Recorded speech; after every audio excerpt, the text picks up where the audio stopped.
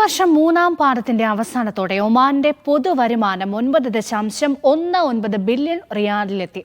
2023 ഇതേ കാലയളവിനെ അപേക്ഷിച്ച് 4% വർധനവാണ് രേഖപ്പെടുത്തുന്നത്. എണ്ണ വരുമാനത്തിലെ 12% വർധനവാണ് വരുമാനത്തിലെ വളർച്ചയ്ക്ക് കാരണം.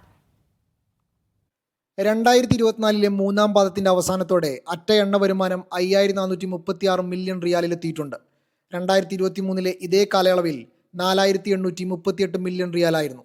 അതായത് 12% വർധന. ബാരലിന് $83 ശരാശരി എണ്ണവില.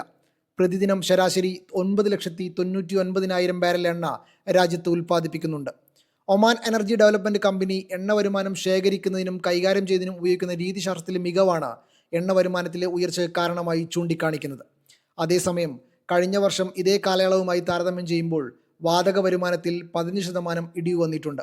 2023 ഇതേ കാലയളവിൽ 1583 മില്യൺ റിയാലായിരുന്നെങ്കിൽ ഇപ്പോഴത് 1345 മില്യണാണ്.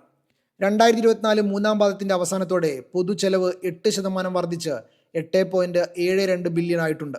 2024 മൊത്തം അനുവദിച്ച വികസന ഫണ്ടിന്റെ 93% വിനിയോഗ നിരക്ക്. സാമൂഹിക സംരക്ഷണ സംവിധാനം, വൈദ്യുതി മേഖല, പെട്രോളിയം ഉൽപ്പന്നങ്ങൾ എന്നിവയ്ക്കുള്ള സർക്കാരിന്റെ സംഭാവനകളും ഗണ്യമായി വർദ്ധിച്ചിട്ടുണ്ട്.